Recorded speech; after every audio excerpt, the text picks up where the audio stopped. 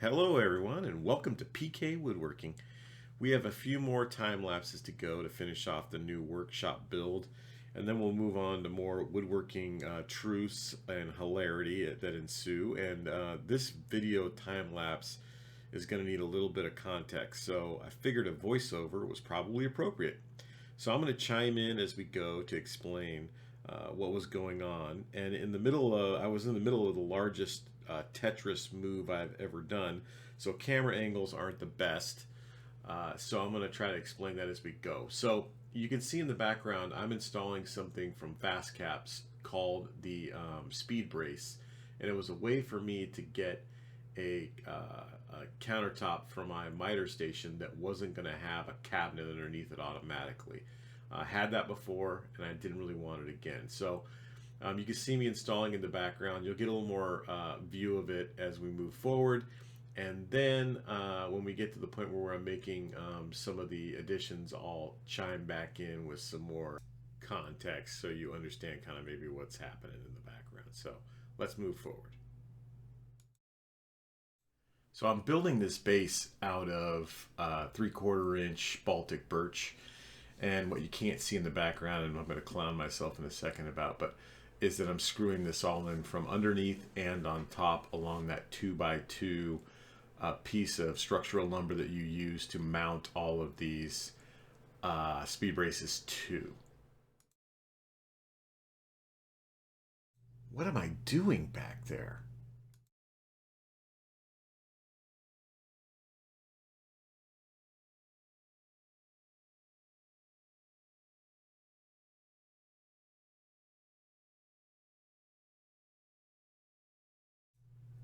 Okay, here's obviously a different angle, and I wanted to kind of give you a different view of what was going on. Obviously, I'd moved a bunch of crap on top of this at this point, but hopefully you'll see I'm trying to clean up underneath this thing so that we can kind of continue moving forward through my 4 different choices that I had for dust collection in the actual shop. So this dust collection that I chose to do on the miter station went through so many different iterations, but anyways, I'm happy with it at the end. You'll see it, I think, at the very, very end, some pictures, and we'll kind of go through where I get to building a little deeper. So I'm just gonna stop and let it continue to go.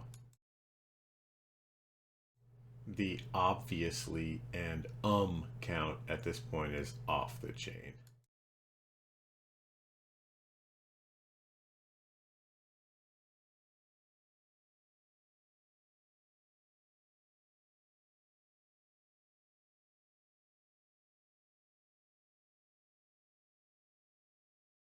Now, if you might have saw a second ago, you saw I cut in a hole underneath it for a box, kind of from Rockler that sucks the dust from behind the miter saw, and then I'm also connecting the hose, the first choice of hose, to the actual saw, and then you'll see over the course of time that it changes to multiple different choices. I started out with a motor on the bottom shop vac.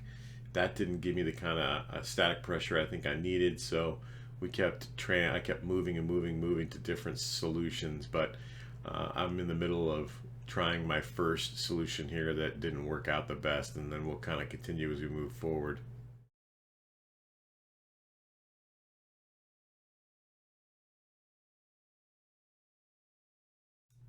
I also wanted to give you a picture of the wall before all of this started and what it kind of looked like before we got to that point. But that's another picture of those speed braces, kind of to see more. And then you're going to see as I start to build, going in the future, you'll see the boxes on either side of the chop saw or the miter station are torsion boxes to create some rigidity as we move forward. And hopefully it'll kind of start to make sense. I didn't want something with an actual fence behind it. Mark Spagnolo kind of turned me on to that, and I kind of moved forward with it. And so Fastcap has their best fence system without that. And so I figured if I went this way, I could try this. If I didn't like it, it would be easy enough to switch back over. And so that was my plan. So far, so good. I like it. You'll see me kind of move forward with this and make it pretty for a long-term solution. I'm going to let it keep going forward.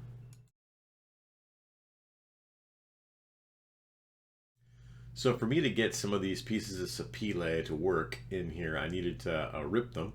So you'll see me open the garage so I can get access to rip some of these pieces to work forward. And you're going to understand better what the shop looks like and how it flows and functions as we move forward. But I just wanted to give you guys an idea about why I keep opening and closing the garage while this is all going on.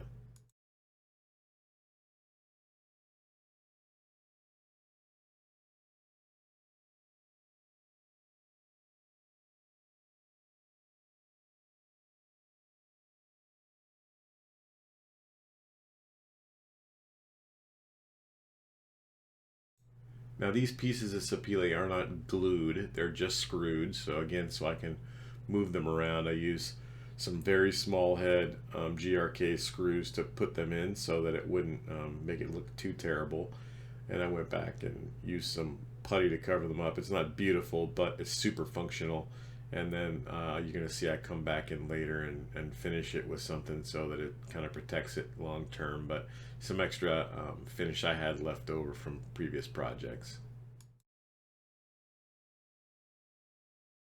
Now I want to say I feel that Fastcap wasn't joking when they said that each pair of these braces can handle 1,000 pounds, because this thing is really stiff. It can handle pretty much whatever I can throw at it. Very strong.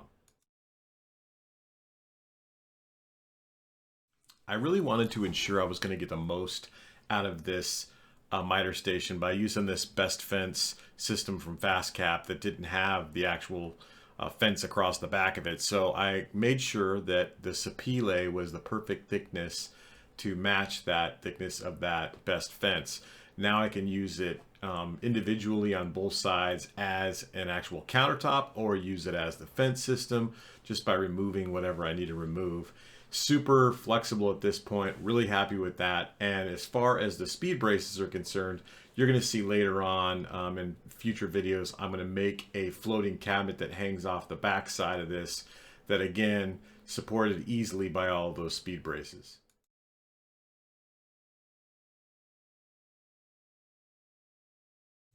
And yes, this particular part of it has got a lot of Fastcap stuff in it, but I assure you I am not sponsored, and I paid for every tool in my garage to this point. This workshop is completely my doing, my idea, through lots and lots of research from many people on YouTube and everyone else. And then also the 5 different shops I've had and what I thought was going to work for me. So anyways, I just wanted to make sure everybody didn't think I was automatically a shill, and let you keep watching.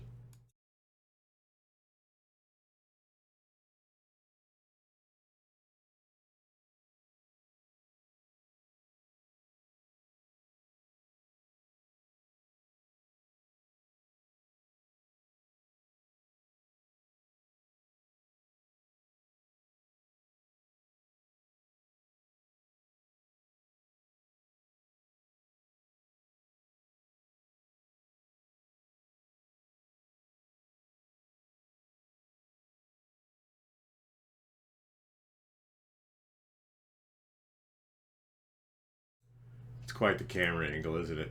I'm getting close to being able to finish this, and you'll see some pictures that kind of make more sense. But anyways, it does look pretty hard to see. There you go. Now we got it kind of finished without a finish on it. So that's kind of the final project before I put some finish on it. And then you're going to see in a second what it looks like with the total finish put on it.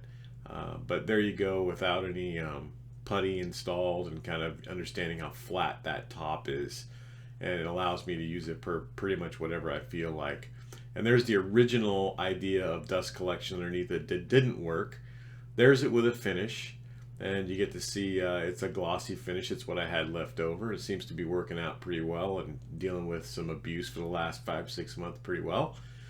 And here's the final iteration of dust collection. I've got a small Festool vacuum to take care of the Capex.